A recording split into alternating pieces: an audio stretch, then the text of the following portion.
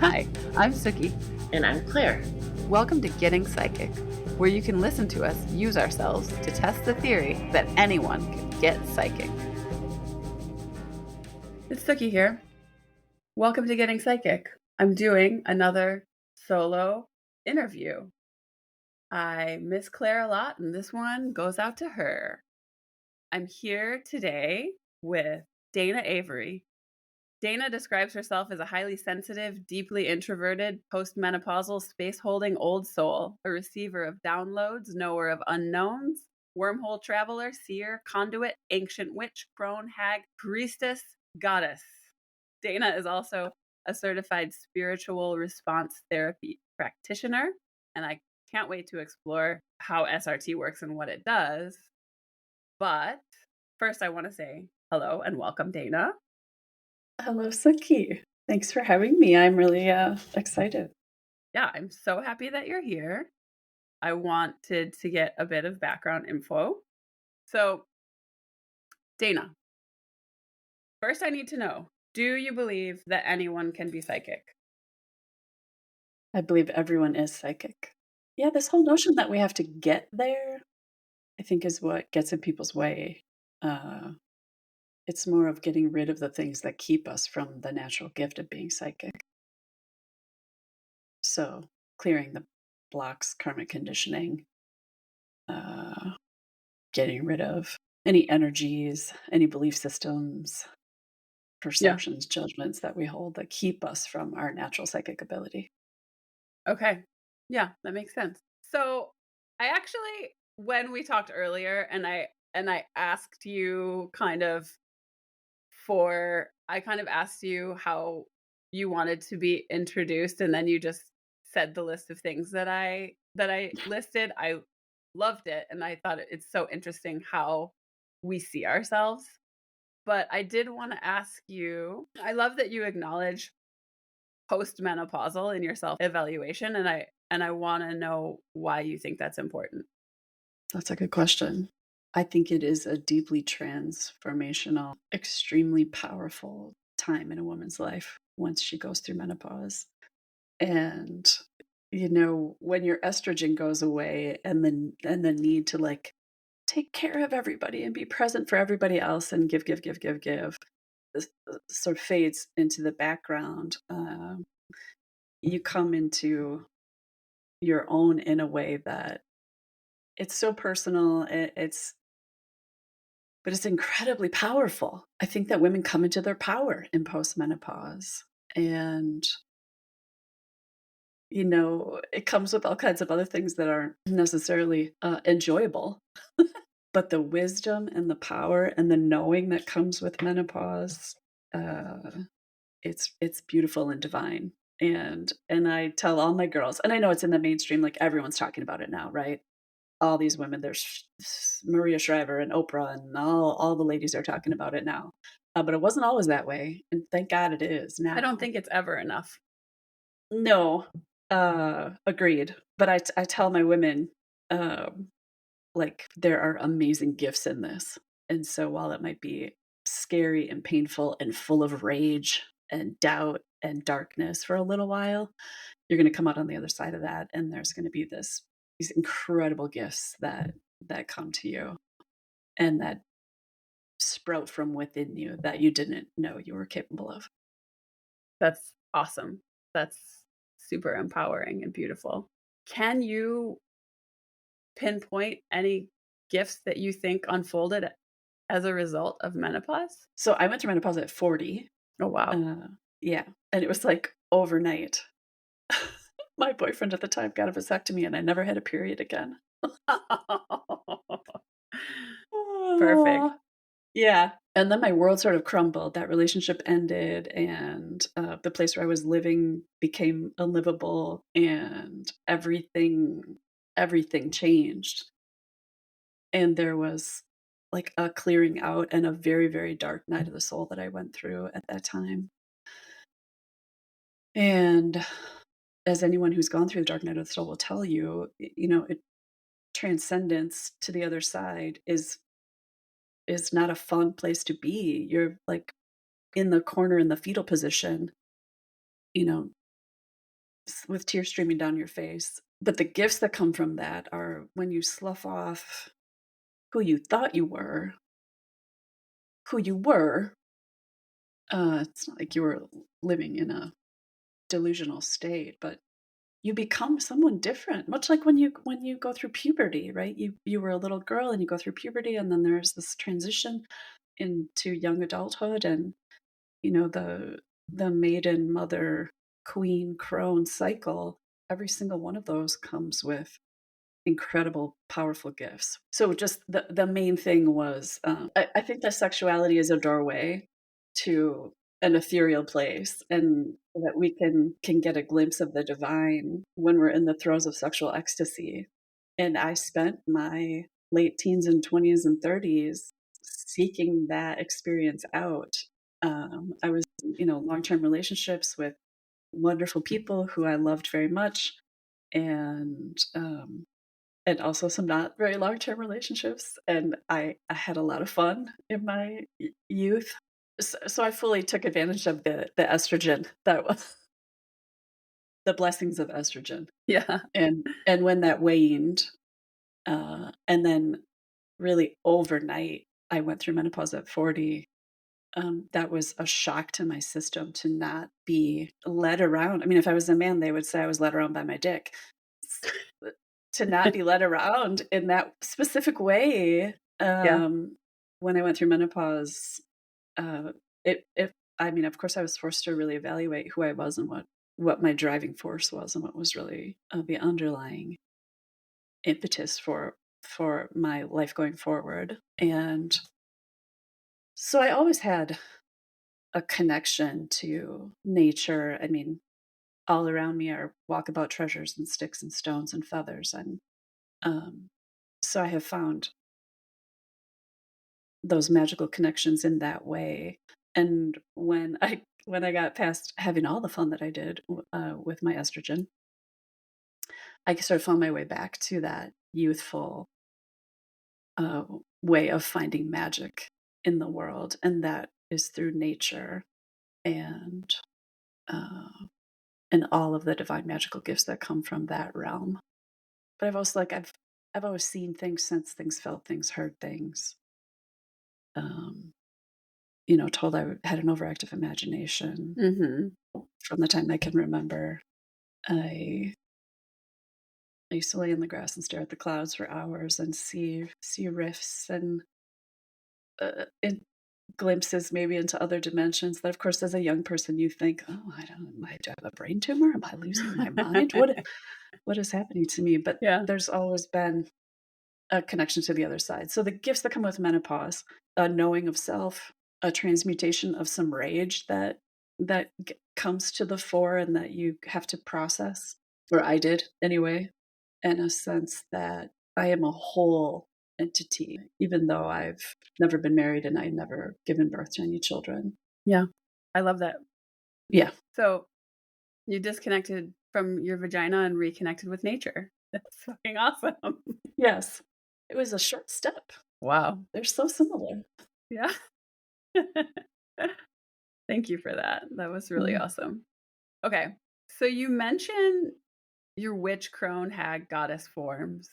Have you had access to past lives where you experienced these forms? Or do you just identify with all of them as a complex individual? So I'm 54, and my friends who are older say, "You haven't earned the title of crone or hag quite yet. You're too Yeah. young for They're not that." ready to share that with you. No, not ready to welcome me into that particular coven. But having gone through menopause so early and being 15 years into menopause, it does feel like I have gotten to that place. Whatever that means, right? It's all the fluid relative thing. I think it's more about tapping into and believing in this inner knowing, and the sense of self that you get in your elderhood. You hear people tell stories about, oh my god, my grandma used to be this sweet, sweet lady, and then she turned into this sort of mean, cranky old broad. Like, what happened to grandma? And you know what? That's just her inner hag fully coming to the fore, and being unapologetic and full frontal, and and on full display without remorse or apology. That's a wonderful thing. It feels wonderful when you get there. Yeah. Yeah. Okay. So before we discuss SRT and how it works, I would love to discuss the early experiences that you've had and how you got to where you are today. What was your earliest psychic experience or experience with another realm that you can remember? I mean, when I was really, really little, 2, 3, I was always aware of this dark man, uh, yeah, who I would see, like, in dark hallways or around dark corners. Yeah, and I was very scared Yeah. of him. So I think that was the first awareness that I had, that I could see something that no one else could. Was it And just in your house or was this everywhere you went? so in my 40s, um, and that's a big leap, obviously, a lot happened Yeah. between then and there that got me to that place, but I ended up working with a shamanic practitioner who Okay. was able to release this dark man, who was with me for lifetimes, Oh, and who I had an entire lifetime with, that was very, very scary and very, very awful, and, so he was just attached to you. he was an entity, a dark entity who was attached to me throughout Oof. lifetimes, like, feeding off my life force. Yeah. So he's the first thing that I remember, but I also remember fairies and sprites, and when I was maybe 7 or 8, I was sh I remember, I thought it was a gargoyle that lived outside my window at night who was there to protect me. That's what I called it. But of course, your parents were like, "Ah, it's ridiculous. It's your imagination. There are no monsters. There are no things." But I've seen things and sensed things and felt things as long as I can remember. Cool. I know when people are gonna call. I know when the next words people are gonna say. I'm constantly filling in the end of people's sentences. I don't do that anymore, because it's obnoxious. Just But yeah, just to not be annoying. right. Like, "Oh, I know everything you're about to say. Just get it out of your face." No. Uh, Yeah. I don't know. Does that answer that question? yeah, totally. That was your Yeah. your earliest, recollection. I wanna really dig into SRT and how it works. Are there connecting fibers in your journey that got you from being an intuitive child that saw things to like, what formed the bridge for your current work? Okay. When I was little, I had a lot of, sinus problems. I had sinus surgery when I was, like, 2, and the only thing that really helped me after that was going to the chiropractor. So I've gone to the chiropractor as long as I can remember. And, uh, so I had this great dental hygienist who, referred me to her chiropractor, and I went to this chiropractor. She was amazing. I loved her. Yeah. But I would go in, like, all bee-boppy and in a great mood, and be like, "Yeah, I feel pretty good, except, I got this thing in my neck," because 'cause I've been in a lot of accidents over the years. If we could just, do that thing, and she would adjust me and hit these places, and I would start sobbing. Wow. And so she was, releasing some embedded trauma in the body. Yeah. And I would be like, I don't know where this is coming from. I felt so, it was these just one of those. And Wow. then after a couple times of that happening, she was like, "So, would you be interested in maybe being referred to another type of healer?" And I was like, "Yes, please." Oh my god. And so she referred me to an energetic healer who did emotion code. I didn't know that it was emotion code, Okay. and I still am not really familiar with what that is totally. So it was all virtual. This woman did a whole bunch of clearings with me, and d completely shifted. After several clearings with that worker, she actually, had found Jude Lynch and had an incredible session with her, and she was like, "Oh my gosh, you should check this lady out." So I found, Judea through her site and scheduled a session that was, like, months and months out, and Yeah. in the meantime, a shamanic practitioner was placed in my path. I worked with her, and she was able to identify and remove the dark entity that I'd seen my whole life, who was Wow. just a part of my everyday. Yeah. And that was an incredible transformation. It was life-changing. Wow. As a result of that, once he was out of the way, like things accelerated in a really incredible way, and my clearings got a lot like quicker and much more meaningful, much more impactful. When you say And clearings, do you mean with emotion code? yeah, Okay. yeah. I didn't know that's what she was doing. Right. Like she was just like doing muscle testing and like doing all this stuff, and most of it was happening via distance, so I wasn't there to see it. Yeah. Then I started having these dreams where that beautiful place between asleep and awake where all the magic happens. Crazy stuff happened. I know, it's amazing. I started seeing in that moment, right before I would open my eyes, as I went from unconscious to conscious, I started seeing these symbols, and they looked like, when you're little, kind of 4th of July, and you play with a sparkler and you make those trails and stuff. Yeah. They looked like that. They were light and there was sparks coming off of them, but they were very clearly different types of symbols. And I was like, "Oh my god, am I having a stroke? What is happening to me?" Wow. And and then, the algorithm did what it does, and of course, within a couple of weeks, I saw one during a Google search for something completely different and random. I was like, "Oh my god, that's one of those symbols that I've been seeing," and I looked it up, and they're light codes. Oh, wow. And I was like, "Oh, what?" Can you explain to our audience really quick what a light code is? I mean, basically, light codes are downloaded transmissions from source that are healing frequencies that can come through language or symbols. Yeah, I think that's pretty much the gist of it. Yeah. And you can utilize them in healing work, right? Like if you Yes. place a light code, for example? Right. So I have a few books of light codes now after that experience. And yeah, you can place your hand on a light code and ask for that healing frequency to be applied to your body or energy bodies. Or if you listen to someone who can speak the light language, you can take that in through your senses and it gets applied to you. So Okay. so that was really cool. Incredible. So what did you do after you realized you were seeing light codes? Uh, so I've read a bunch of books, I've just then I took a trip around a medicine wheel with a woman who does a class, and that was incredible. It was like a trip to all the directions of the medicine wheel. So you go to the north, you do practices and healings that are associated with the north. Okay. She's an incredible healer. So that was with a group of folks, signed up for that. And now, like, people were saying, like, "Oh my gosh, you should do this, you should do this, you should do this." Mhm. And I was trying to be very discerning at that point because now I had a lot of this information coming in. And so when a friend had a session with an SRT worker, she said, "Hey, this was really cool. I think you would dig this." And so I called that person. I had a session with them. I had no idea what was going on. I took all kinds of notes.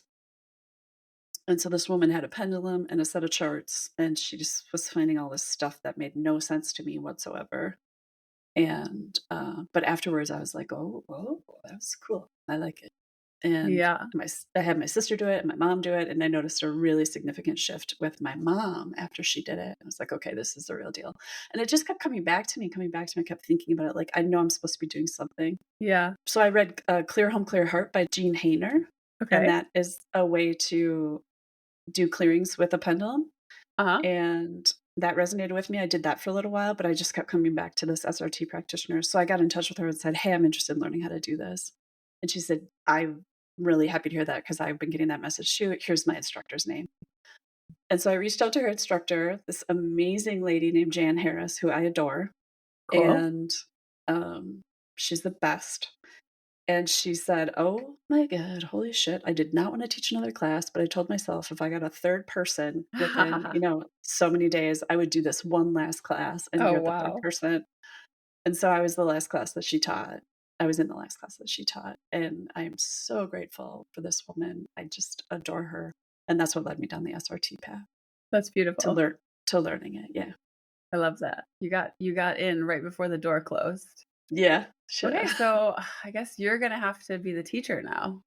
Ugh, Okay, so I did a little preliminary research. When I had a session with you recently, which we will touch on, I asked you what the correlation between emotion code and SRT is because I months back had an emotion code session and then started practicing it myself. And basically the premise is you basically access your higher self and unlock what are called trapped emotions in emotion code. And you use either muscle testing or a pendulum. And then, so when my dear sister was fortunate enough to meet you and have a session with you, she said, "Oh my God, I met this woman, Dana. She's amazing." And I had this session with her, and I felt like I was walking on light for days. You have to do this. I didn't really understand what your sessions were like, but when we got in the session, I was like, hey, this seems kind of familiar, but like a way more complex version of emotion code. And I tried to do some preliminary research on SRT. And I think this is like a really funny little description because it kind of like does not suspend disbelief in its description. So it says Robert E. Detzler, 1926 to 2013, developed spiritual response therapy, SRT, in 1988. SRT is a spiritual healing technique that aims to remove blocks and interferences in the subconscious that prevent people from living fulfilled lives. It involves researching the subconscious mind and soul records to discover and release hidden blocks to health, happiness, and spiritual growth. SRT is based on the occult arts of channeling and relies on dowsing and the belief of reincarnation to effect the alleged clearings. Oh dear. How does that resonate with you? Well, I was like, who wrote this? who wrote that? Yeah, where did that come from? You know, the internet. Yeah, the internet. They got everything. I mean, how does that resonate with me? That feels like it touches on the surface Yeah. level of what SRT does, but as with all energetic work, as the universe and consciousness expands, so does the work, and so it feels bigger and deeper than that to me Yes. and for me. Um, So what is it? so How does it work? yeah, spiritual response therapy. Gosh, that's such a good question. One of the things I say to people is, I don't know how the energy gets from the substation to my house, but I know that my lights turn on. Right. And, if lightning strikes and I can see that a pole is down, I know where there's a block and why I'm not getting the energy that I need, but I still don't really understand how it works. So the way I view it is, right, we are energetic light beings and we live many, many lifetimes, and we may be living concurrent lifetimes in parallel realms. And obviously, we have past lives and then we have future lives.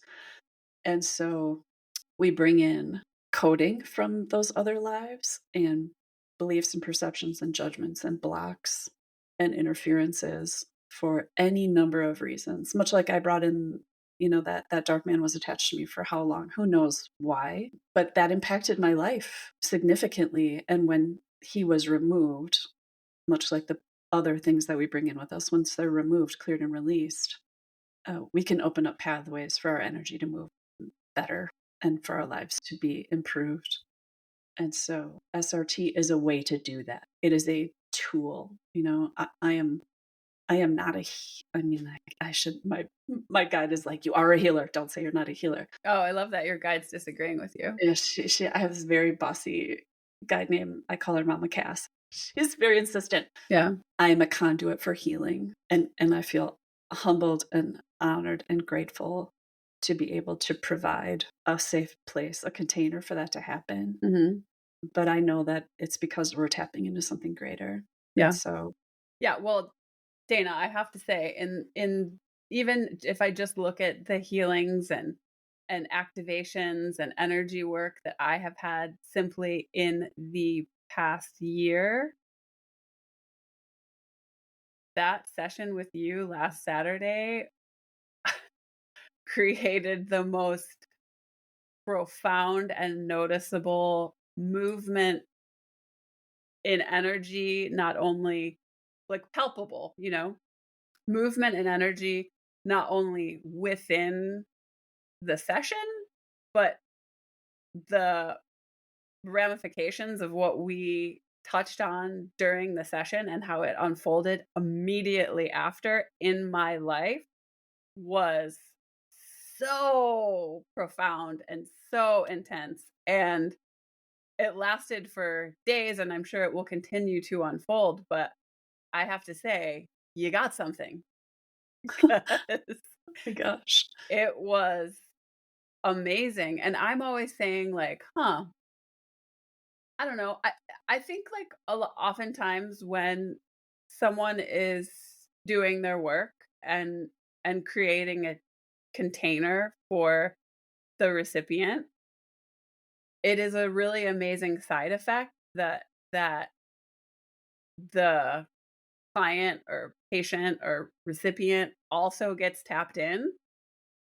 And it was kind of like you create the container of energy, and as you're working, I'm just getting like, boop, I know I know exactly what you're talking about. I know, even though you might not know because you don't know my lived experience, you would be picking up on things. Like, for example, I don't know what the word that you used was, but it was like animal problem or something like that. I don't Do you Yeah. remember? I can't keep track of all the No, information how that they're could you getting me in, possibly? but it was something about animal energy. Yeah. Yeah, so it was like animal energy or something, and I instantly knew because this same phrase came up twice in your process, and I was like, "I know what that is. That's a trauma from when I was 5 with a dog bite that I'm not currently thinking about, and it has to do with my dog right now." And I'm just trying to sort of highlight that magic, that as a recipient, I also was getting a bunch of downloads just by partaking in your work, right? So that's like so cool. Whoa. Well, thank you for sharing and telling me all that.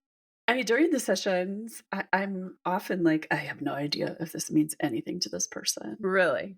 or if they are getting anything out of this. I only know that I have to remain,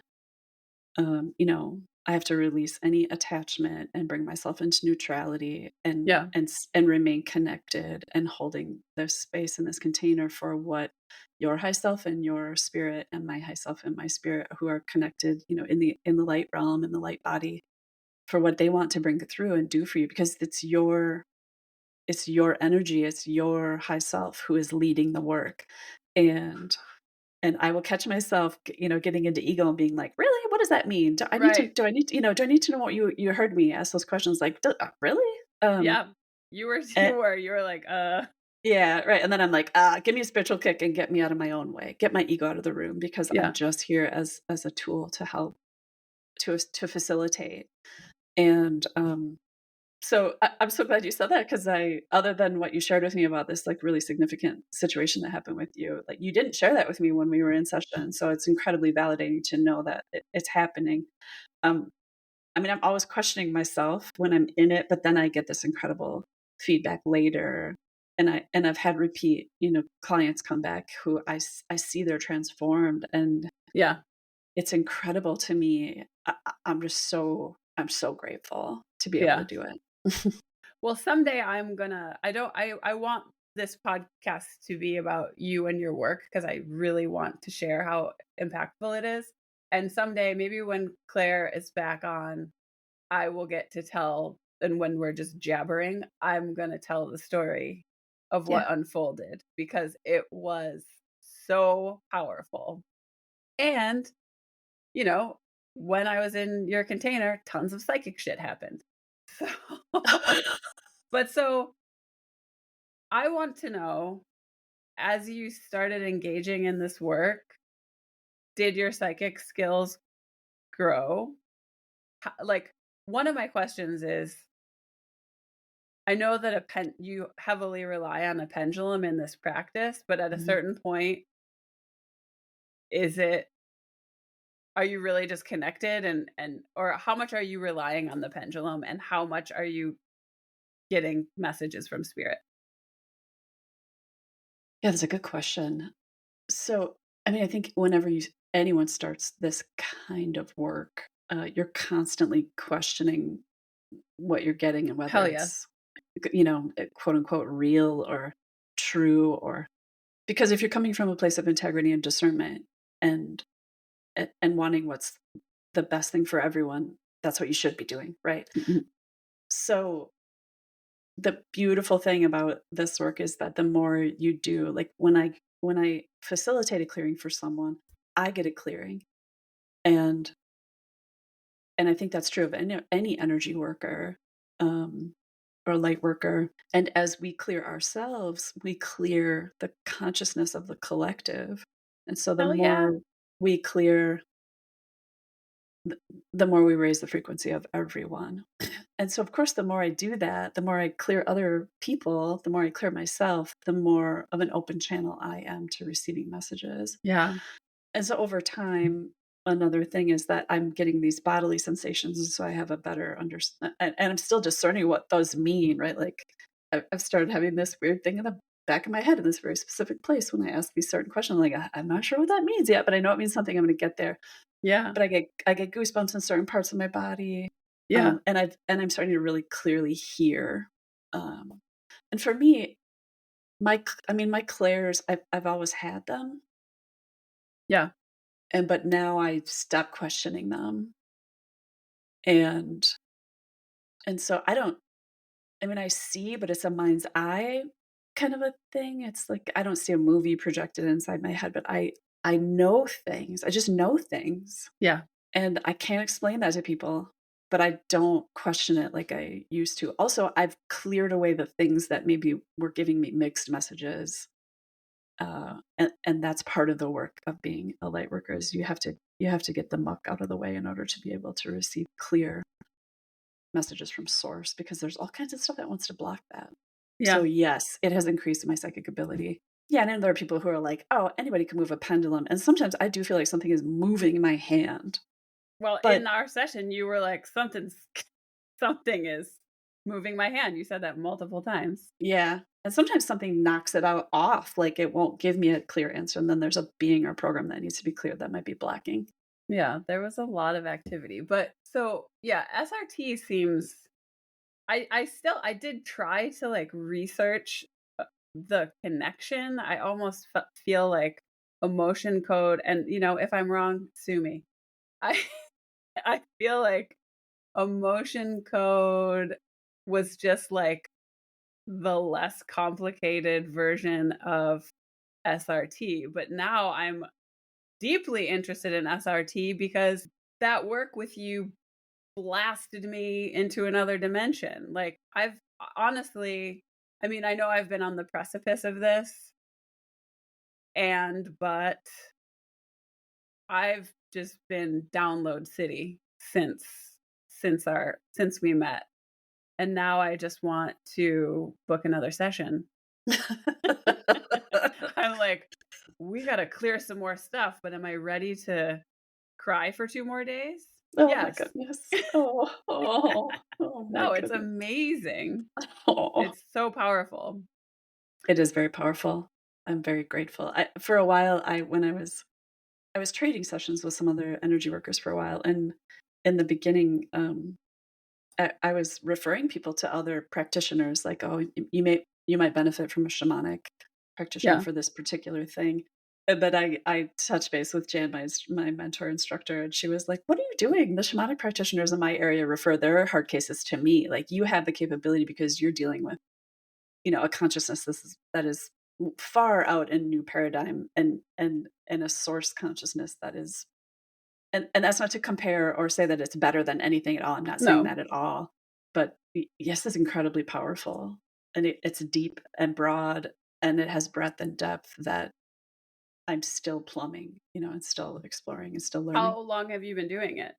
Practicing SRT? So I started learning it in 2020, so not very long. I feel like I'm brand new at this. I mean, I put my website up a little over a year ago. I've Yeah. been practicing it on friends and family for a long time, but it is a whole different deal going from working on friends and family who know you, who you have history with, who have Yep. preconceived notions about you, to working with strangers, and now I'm working with mostly light workers, energy workers. Yeah. Well, guess what? If there's one thing that I've observed through this whole research, it's that, well, time is a construct, and the amount of time that you've been doing this doesn't matter. It's more about intention and energy, and you fucking blasted me out of the water. So it does not matter. There were a couple things that came up in our session that I want to talk to you about. For to share information. So there was one point when you brought up a soul fragment, Mm. and I'm assuming that speak freely, but like I don't care what you divulge, but I'm assuming that that is a part of something that you learned in SRT. Can you talk about what a soul fragment is and what happens in order for you to have the understanding that one wants to return? I'm assuming this has happened in other sessions. Indeed, Okay. especially with light workers and energy healers. So, soul fragment is something that I added to my main the first chart that I go to see where how I get directed to do the clearing. And it's because so many people are healing themselves and raising their frequency to such a degree that soul fragments are ready to come back to their person, to their being, to their energetic body. So I don't know a single person out there who doesn't have soul fragments because we all have traumatic experiences from our childhood. And so an example of one from my childhood, when I was 10 years old, I was in a I was in a race with Candy and Randy Peterson going down a great big hill near where I live. Andy and Candy and Randy. Randy, they were awesome. And we were racing down the hill, and I don't know what happened, but I ended up hitting a giant rock with my bike and like stopping on a dime. And my bike, the front wheel kept moving, and I went up over my handlebars, and I smashed my face on the road, and I had road rash. I still have scars on all my knuckles and everywhere. And Ugh. I passed out in the road, and this lovely person came up over the hill, and they rode back up, and they picked me up. He picked me up and put me on Randy's lap in his truck and drove me home, and like knocked on the door, and there my mom opened the door to like her bloody daughter, who she did not recognize, in this man's arms. So I'm fine. I have my fun scars from it. I broke my nose, and I had road rash, horrible road rash for a long time. When that happened, a piece of my soul split off to protect me in that moment so that I would not have to feel all of the things, right? And that piece of my soul stayed in that location until I did a journey to go find any soul fragments that might be in the out there waiting to come home. So, we all have soul fragments because we've all had traumatic experiences from our childhood where we need to disassociate from our body. Yeah. When I get directed to soul fragment, I know that like there's a little young piece of this person who's ready to come home, and I feel it. Like it makes me really emotional. I'm Yeah. getting emotional talking about it, right? Like Yeah. shit. Please hold. Okay, we always cry on here. It's what's getting psychic if you're not crying? It's so You're not. true. Yeah, you're not doing it right. If you're not crying, Yeah, getting psychic, you're not doing it right. you're doing it wrong. Keep trying. So when I get soul fragment, I know that there is uh, an inner child piece of this person's being that is ready to return home to that person because they see the work that's being done and they feel safe enough to come back. Oh And god. that is a profound experience for many of the people that I work with who you don't realize that piece is missing until it's reintegrated. Um, Yeah. Well, yeah. having just received a huge chunk of my soul back, like I got torn up. Like it is no joke, but I would not return it for anything. It was amazing. Incredible. Oh, I'm so So happy. I'm so happy if for you. you want the chunks of yourself that are missing, please make an appointment with Dana. Because if you're doing the work and they're ready to come back, she will find them. Because oh Mm, my god, I can't say enough about how crazy and wonderful it was. But okay, so I just keep thinking when you're saying like, there's like your soul fragment was like on the street where you've crushed your face. mm, I was just thinking like we're walking around just like tripping on people's soul fragments all the time. mm. Well, yeah. Where did I leave that? Where did I leave that piece of my soul? Where are my keys? Where's that 10-year-old piece? Yeah, but the good news is like you don't actually have to go to the location. You can No. you can call it back with help. How do you feel? Yeah, like, you're fresh off of that, honey. I mean, how are you doing? Well, this is your interview. No, just kidding. Uh no, I'm doing great. I I I spent 3 days feeling like well, the events that happened after your reading that were directly related to what we talked about unfolded in the most psychotic way imaginable, and I promise I will talk about it on the podcast sometime. But, I spent the whole entire rest of that day sobbing, but I needed to do that. I needed to mourn. I needed to I don't know what I was doing. I was, like, actually processing the trauma that made the soul fragment go away, Mhm. welcoming her back, and processing it, and integrating all of this new energy, and I knew that I had to allow myself to keep releasing. Yeah. And then for 3 days, I felt like I was sort of just kinda I felt extra energy moving. I felt, like, hazy. Like, there was a subtle lack of clarity, or, like, I took, like, a little bit more than a microdose of mushrooms accidentally. Mhm. Like, Yeah. that's what I felt like. I was like, "Is everything a play?" But I promise you, when you get your reading with Dana, you will not necessarily be sobbing for the rest of the day. Oh, that is Like, no, you took the master class on processing there. You yeah, you just get what you need, I think. right, right. Your soul would not overwhelm you if you were not ready for it. You No, showed up you showed up ready to do that work. That was all you. yeah, Yeah. okay. But so another thing that came up in this reading that I thought was interesting was that you mentioned Saint Jermaine. Germain. Mhm. Yeah. Okay. You mentioned Saint Germain, and I said, "Oh, this is weird. I'm having this experience that I can't describe, but it's like I taste him." Remember that.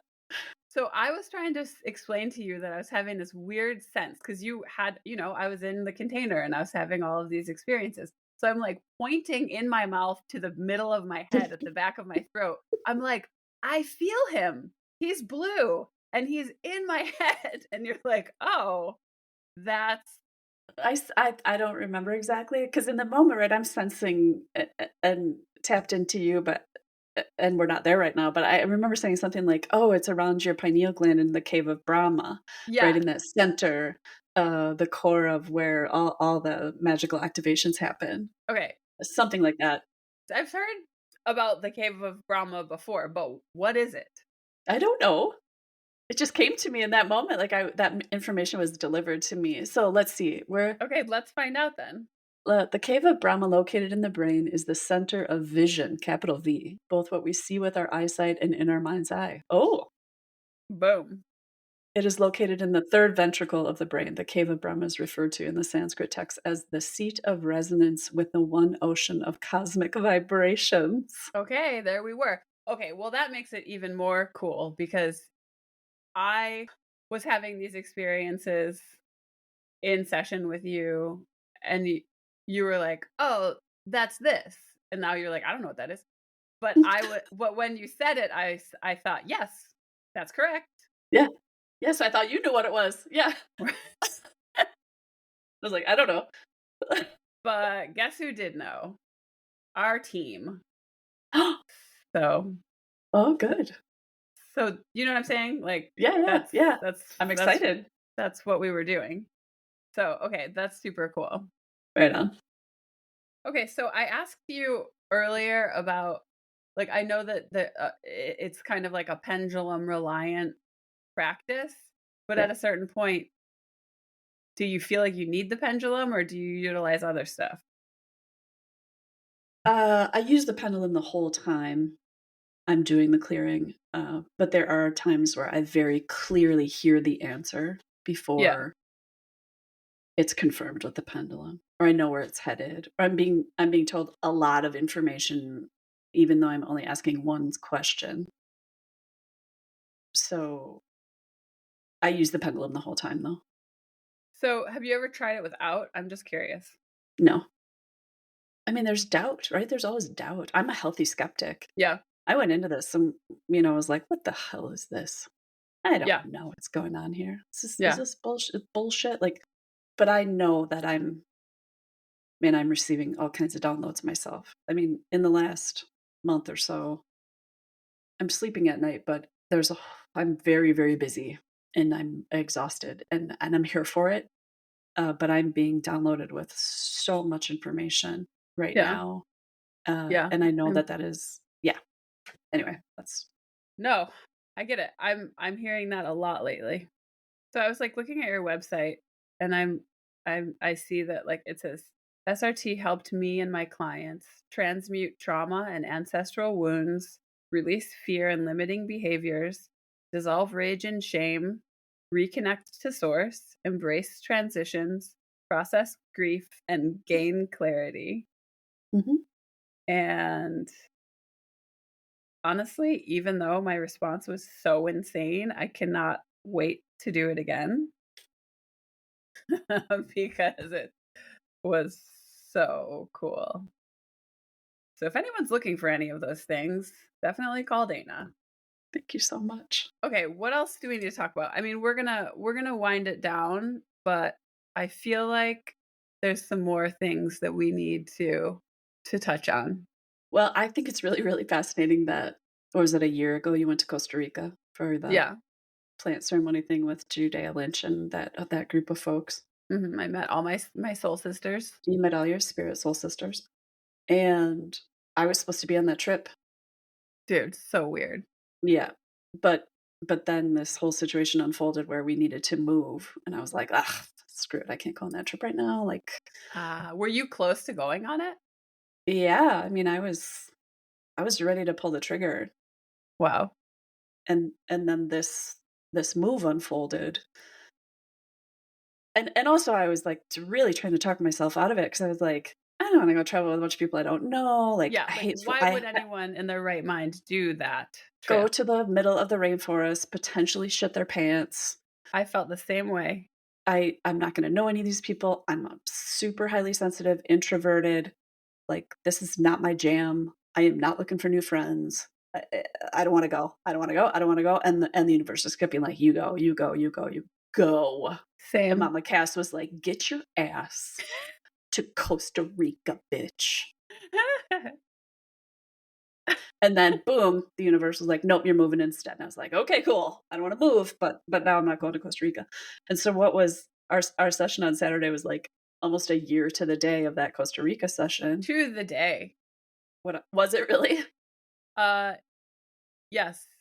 The very next day was a year to the day, but that when I flew there. So what's fascinating to me is that, the forces at We work still found each other. conspired to bring us together. And I am 1,000% certain it's because we're supposed to be doing something. This work together. Shout out to your sister Elizabeth for, being the conduit here. Absolutely. Yeah, she's playing her part too.